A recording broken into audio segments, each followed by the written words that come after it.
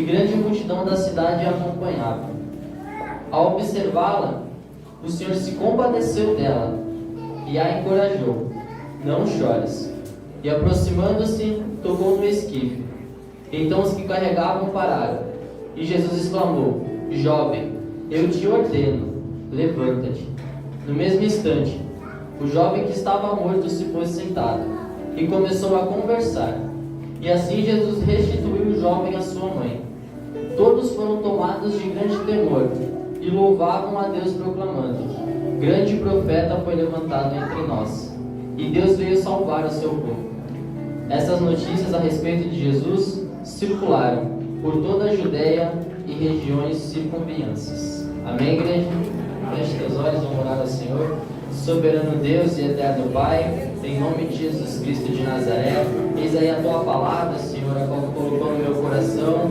Senhor, em nome de Jesus, eu sempre lhe peço, Senhor, em minhas orações, que não seja o meu coração, que não seja a minha vontade, mas que seja o Teu coração, Papai, que seja o Teu Espírito Santo ministrando neste momento. Entrego a minha vida no altar, Senhor, e que o Senhor, Pai, me use para falar com a Tua igreja, pois eu creio que tem almas, Senhor, aqui que necessitam ser alimentadas dessa palavra. Senhor, em nome de Jesus, confirma a Tua vitória, para a glória do Teu nome. Amém. Amém. A igreja pode se assentar em nome de Jesus. Quarto dia da campanha. Vamos a 7 domingos, crendo que o que pedimos, se for da necessidade e a vontade de Deus, vamos receber o nosso milagre. Observamos que os evangelhos, escritos tanto por Mateus, tanto por João, tanto por Lucas, tanto por Marcos, eles nos trazem muitos milagres da parte do Senhor. Nos trazem milagres de restauração, milagres de cura, todos os tipos de milagres nós encontramos ali. Milagres de um cego voltando a enxergar, de um paralítico voltando a andar, e entre outros. E é interessante que num desses milagres, Jesus ele pergunta ao cego: o que queres que eu te faça? E é esta mensagem que Jesus transmite a este cego, que Deus nos permitiu ter como tema de uma campanha. Jesus perguntando para nós: o que queres que eu te faça? Uma pergunta um tanto quanto forte, por ser de um Deus, a qual simplesmente criou os céus e a terra. Mas Ele veio aqui para te pedir: o que queres que eu te faça? Então posso já dar uma dica para o teu coração? Se ainda tu não pediu, se ainda tu não orou, este é o momento de você começar a pedir. Porque Deus ele está aqui para ouvir o que Ele quer, o que tu quer que Ele faça por ti, igreja. Bem sabemos que ambos falaram de Jesus, mas nem todos tiveram ao lado de Jesus. Por exemplo, Mateus e João foram discípulos de Jesus e andaram juntos. Porém, Marcos e Lucas foram homens de épocas distintas, não foram da mesma. Marcos foi discípulo de Pedro e Lucas foi discípulo do apóstolo Paulo. Mesmo não sendo no mesmo tempo, o propósito deles era um só em suas mensagens: falar de Jesus Cristo de Nazaré. Tempos distintos, mas com o mesmo propósito: falar do Mestre.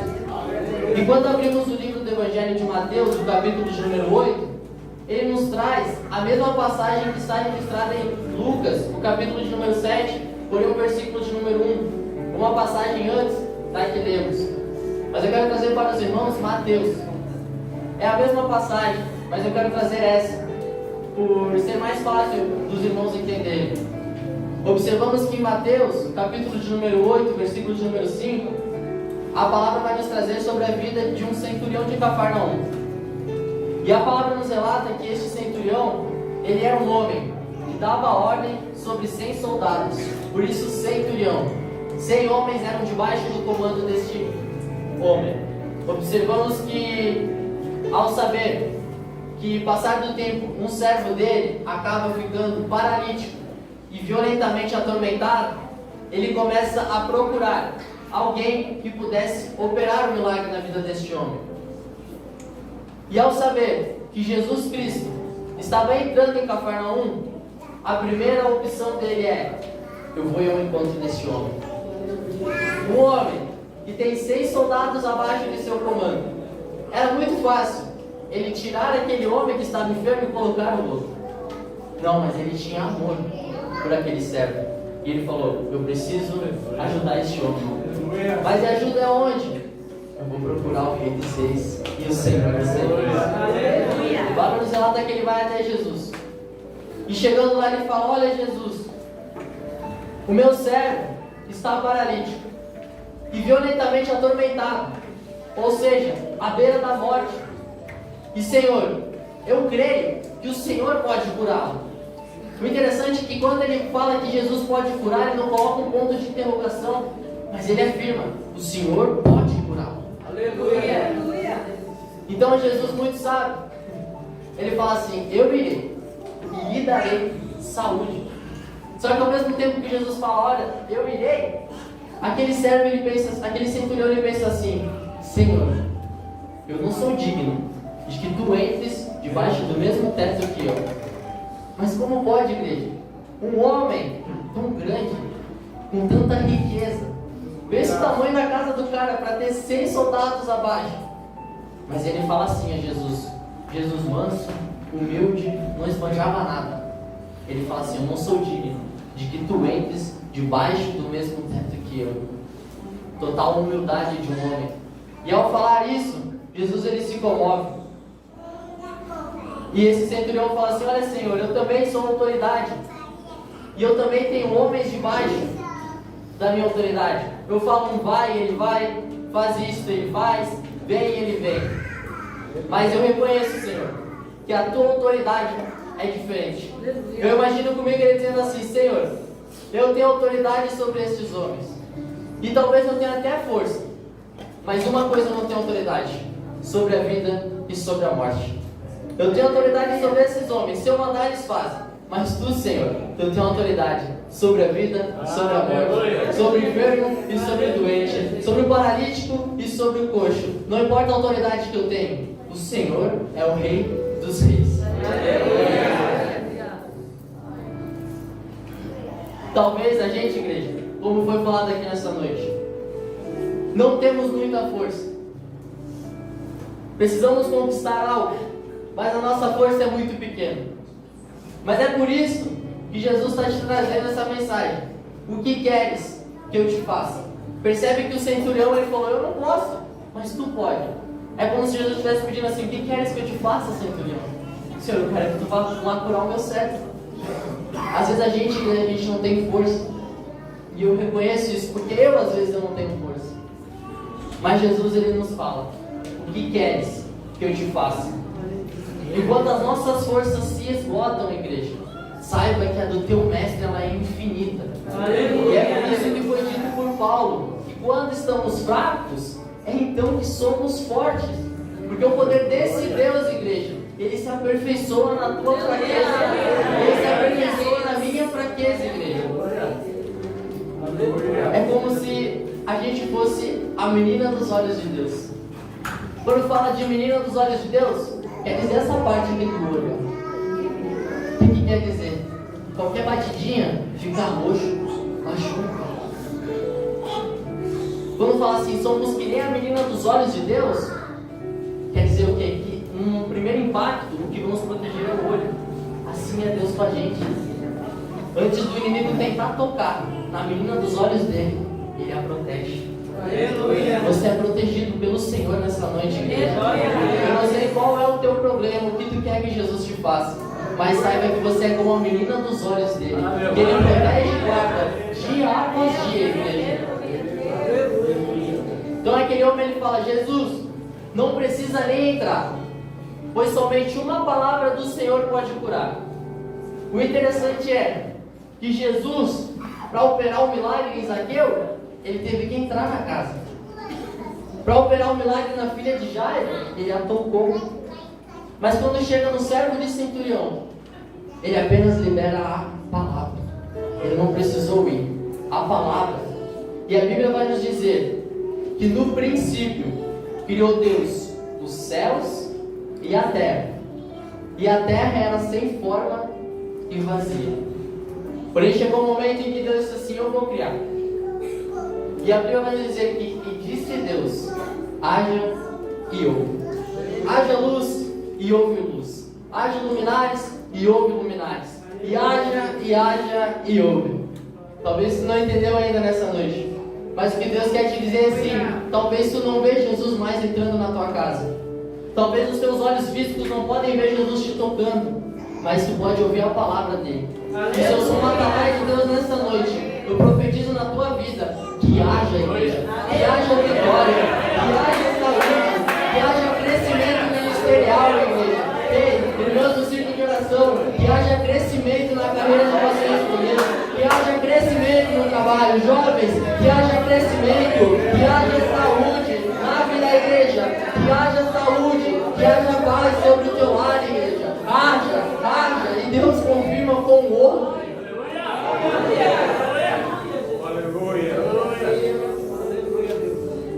O interessante é que se Deus criou, supostamente algo teria que ter criado Deus, mas não, nada criou Deus, mas é o famoso do nada Deus faz tudo. Do nada Deus fez tudo, porque Ele vai dizer que antes que houvesse dia eu sou.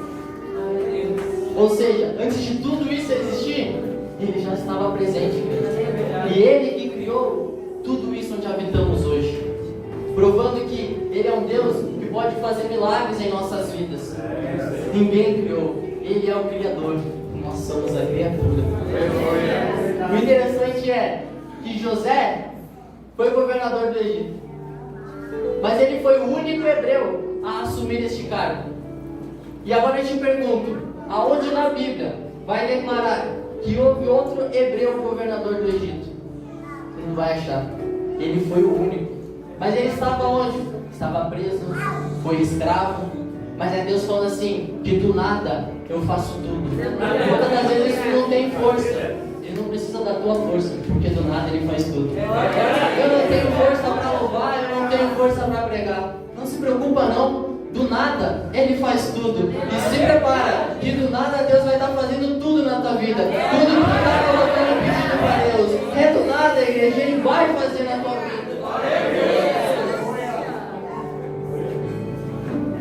Então entramos no versículo 11 de Lucas 7, onde a palavra vai nos declarar sobre o filho da viúva de Naim.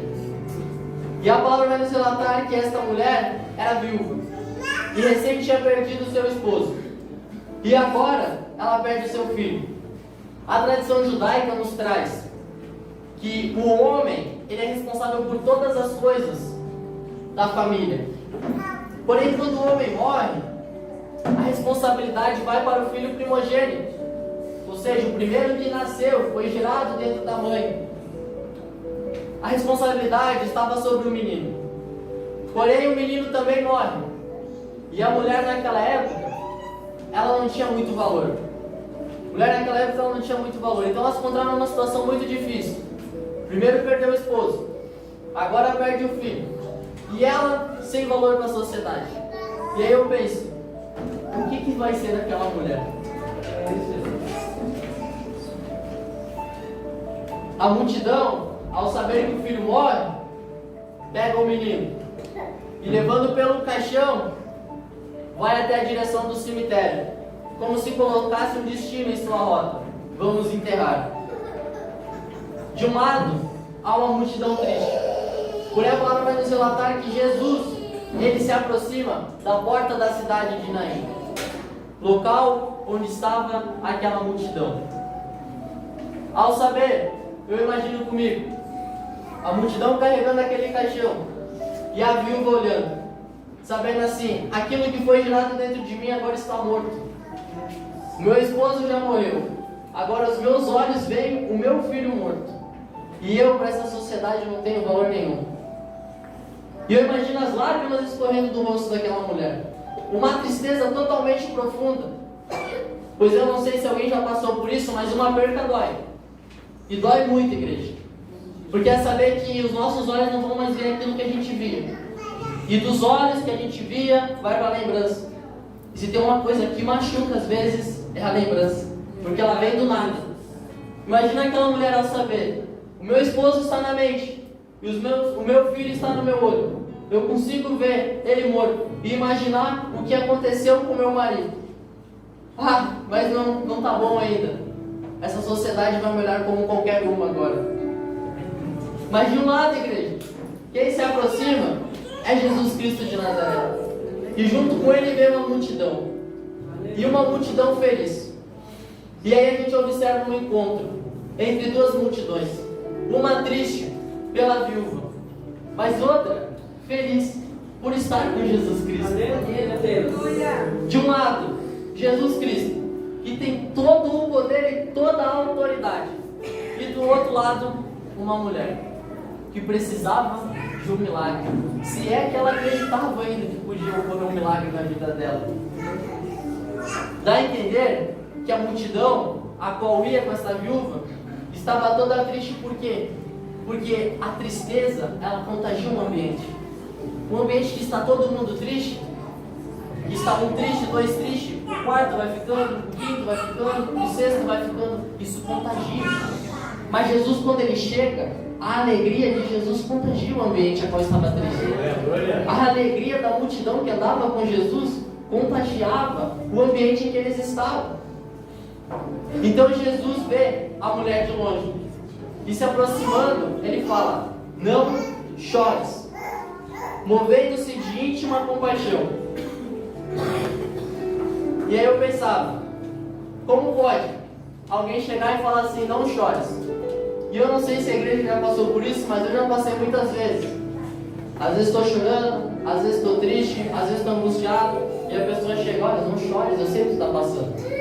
A gente sabe que é um consolo, a gente sabe que ajuda, mas a gente sabe que lá no fundo não acaba sendo verdadeiro, porque a minha dor é diferente da dor do pastor, a minha necessidade é diferente da necessidade do Gurjão. Cada um tem o seu com Deus, mas é uma palavra que nos traz consolo e não é errado. Só que é interessante que quando Jesus fala assim, não chores, é porque ele sente. Eu falar não chores com o mutante é uma coisa, eu estou tentando consolar ele, mas eu não sei a dor que ele está passando. Mas Jesus, quando ele fala assim, não chores, ele está sentindo o que aquela mulher estava passando. E o interessante é, primeiro ele vê a mulher, depois ele sente, e só depois ele vai falar. Igreja, eu tenho uma palavra de Deus no teu coração. Jesus, ele te viu hoje, assim como ele te viu ontem, ele te viu uma semana atrás, ele te viu no domingo atrás. E eu não sei, igreja, sinceramente, qual tem sido a tua oração pelo Senhor. Eu não sei se às vezes a tua oração tem sido um coração quebrantado, precisando tanto de algo em tua casa. E talvez tu pense assim, será que Jesus está vendo ainda? Será que Jesus está ouvindo a minha oração? Muitas das vezes eu vou botar o joelho e já não tem mais nem força para orar. E a palavra que era de socorro para sair pedindo, Senhor, me ajuda, já não consegue mais. Porque a esperança, ela vai caindo. Mas Jesus, ele viu. E Jesus, ele te vê, igreja. Jesus é o mesmo ontem, hoje e eternamente. Eu não sei qual que é o teu passado. Eu não sei o que tu passa agora. Mas antes de vir para o culto, Jesus já estava te vendo. Jesus já estava te vendo colocando aquela melhor roupa, passando o melhor blush, botando o melhor batom no rosto, na boca, fazendo aquela maquiagem, botando aquela gravata. Ele te viu, mas ele viu também o coração quebrantado aí por dentro. E muitas das vezes o sorriso está aqui, mas por dentro, igreja, está doendo. Se arrumou do melhor jeito para vir para o culto, mas por dentro ainda está machucado. Mas ele não é um Deus que diz não chores, só de consolo aqui do lado. Ele é um Deus que ele penetra no mais profundo do teu coração. E quando ele fala não chores, é como se ele dissesse assim, essas lágrimas vão cessar e eu vou pegar um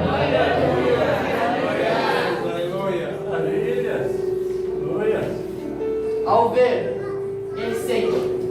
E ao sentir, ele vai lá e libera a palavra. A Bíblia vai nos declarar em Ezequiel, o capítulo de número 37, sobre o vale de ossos secos. Mas eu quero fazer uma reflexão com a igreja antes de entrar na mensagem de Ezequiel. É a gente imaginar que aquela mulher, mesmo sabendo que o filho estava morto, ela ainda conseguia ver. Porque a gente só não vê mais o morto quando ele é enterrado. Aí vai para a lembrança.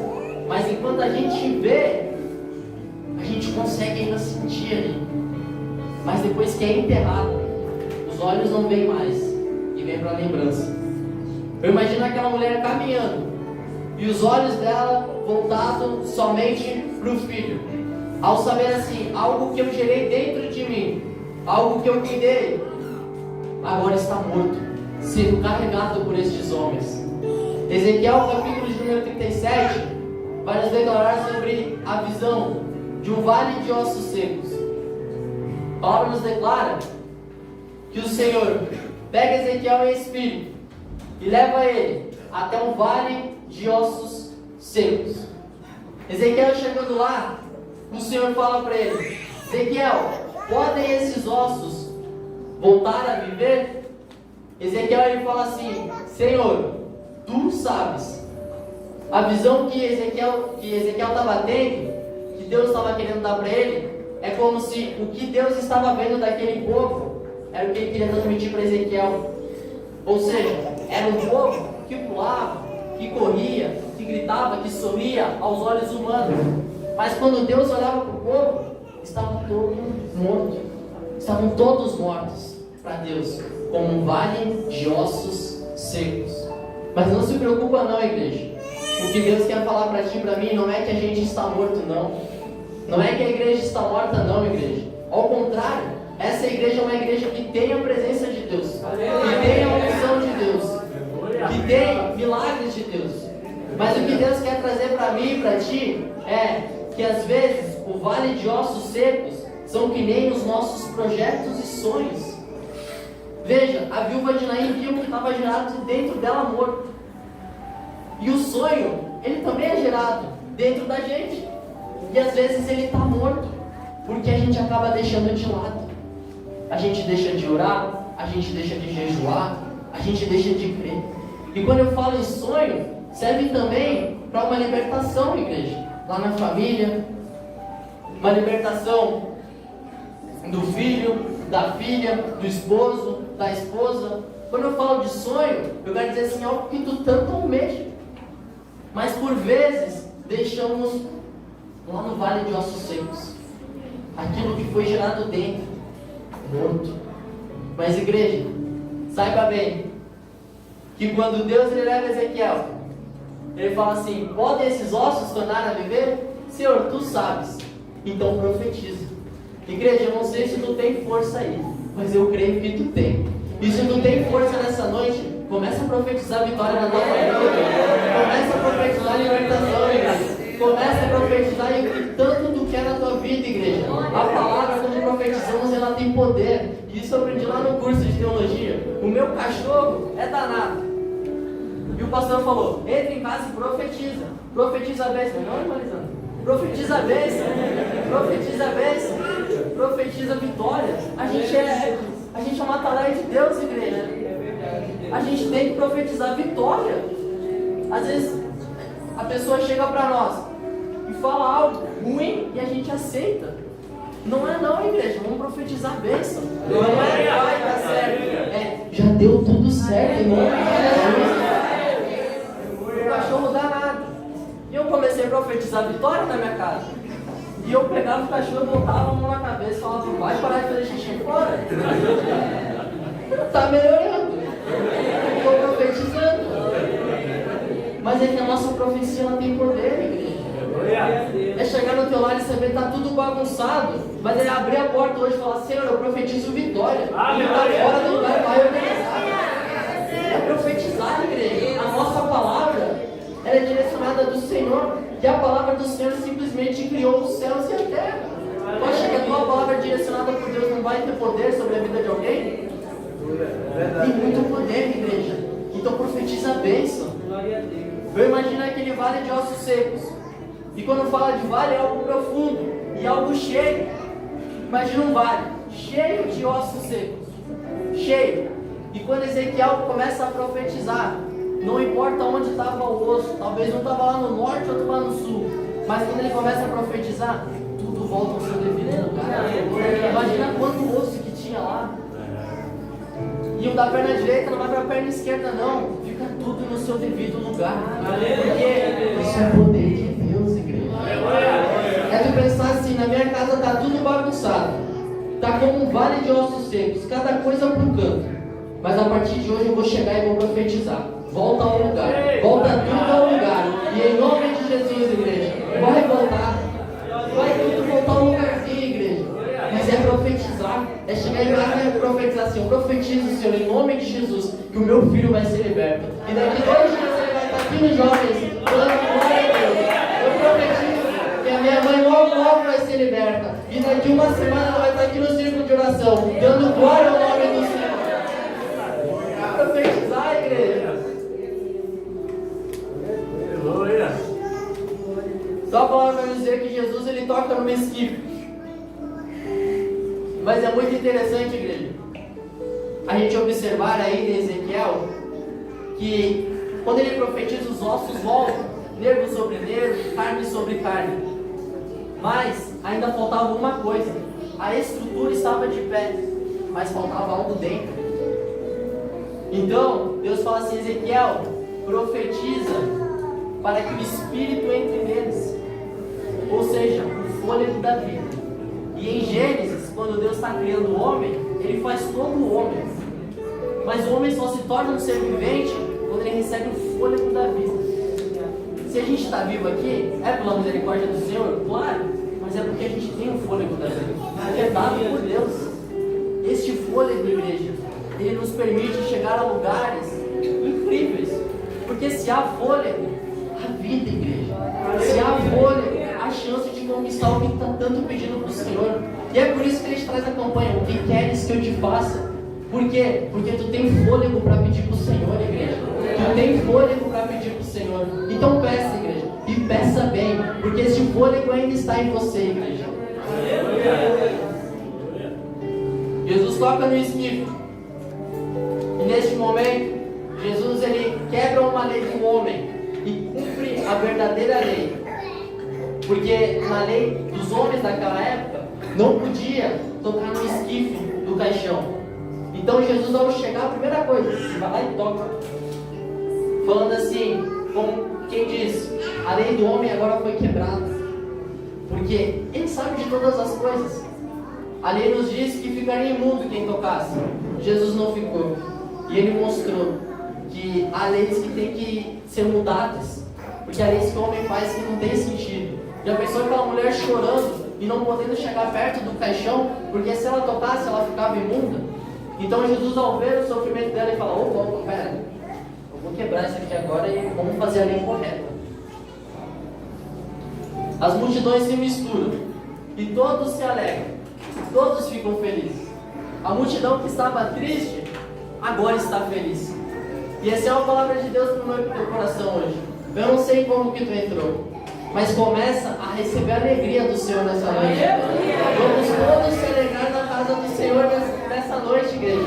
Vamos se alegrar, vamos dar glória a Deus, vamos dar aleluia, vamos glorificar esse Deus todo-poderoso, igreja. É transmitir a alegria a quem precisa, igreja. Louvado seja Deus. A mulher, ela veio triste se encontrar com Jesus e voltou alegre. Veio triste e voltou alegre, porque aquele sonho que estava morto reviveu. Seu filho estava morto, mas ao se encontrar com Jesus, ele revive. Jesus falou: levanta-te, vamos. E entregou para a mãe.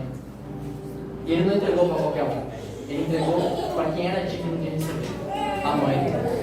A tua bênção é a tua bênção. Jesus não vai dar a tua bênção para outra pessoa. Ele levantou o menino e deu para a mãe, porque o milagre era a mãe. A tua bênção vai chegar. O milagre é teu. O milagre da casa é diferente da Rosângela, mas é um milagre que Deus preparou para vocês duas. O milagre é teu, igreja. Não se preocupa que ninguém vai roubar a tua bênção, porque Deus ele dá a bênção para quem é merecedor da bênção. E para encerrar, Salmo 139, 7 e 8 vai nos dizer: Deus é onisciente, tem todo o conhecimento. Deus é onipresente, está em todos os lugares ao mesmo tempo. Deus é onipotente, Ele tem todo o poder do mundo.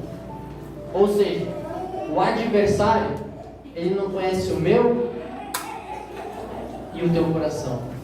O adversário não conhece a nossa mente, mas Deus é um Deus que conhece.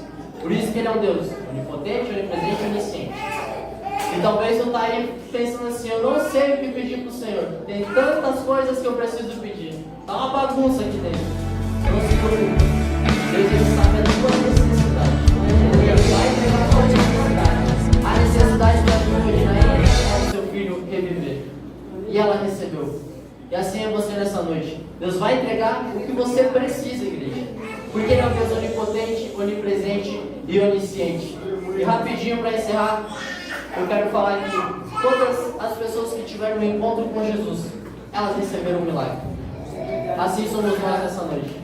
Se prontificamos de estar aqui nesse domingo, de se arrumar mais cedo, de vir para o ensaio, igual as irmãs vieram, de tirar 1 hora a mais, 2 horas a mais para estar aqui na casa do Senhor. Este Deus a qual eu sirvo e tu serve, Ele só tem a agregar bênçãos na tua vida. Então saiba que você não vai sair daqui de mão vazia, a não ser que tu queira.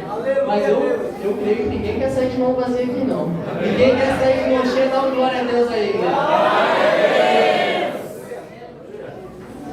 E agora para encerrar, certo? Antes da minha mãe vir para cá, eu estava muito preocupado. E pela primeira vez a minha mãe está na minha casa, minha mãe sempre me tratou muito bem. Então eu queria fazer o mínimo, pelo menos por ela. E eu vim aqui e falei: pastor, ora por mim. E na oração Deus falou comigo e disse assim: tu não vai chorar mais de tristeza, mas sim de alegria. E eu falo diante de Deus, igreja. Me caiu uma lágrima do rosto até então, que foi quando minha mãe voltou para Caxias. Meu coração às vezes quebrantado, querendo chorar. Porque a gente é assim, tem uns momentos que a gente quer desabafar com Deus. Mas Deus falou assim: não vai chorar de tristeza, mas vai chorar de alegria.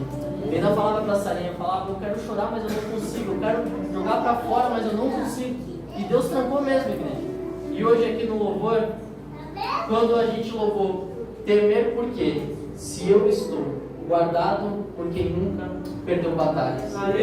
Neste momento eu senti Jesus me abraçando, igreja. Por que a gente vai temer? Se a gente serve a um Deus que nunca perdeu batalhas. Eu não sei qual é a batalha que tu passa, mas olha a mensagem de Deus: não temas, porque você serve a um Deus que nunca perdeu batalhas. E sinceramente, não vai ser a tua batalha que Ele vai perder, né, igreja? Então dá um glória a Deus e se coloque de pé em nome de Jesus.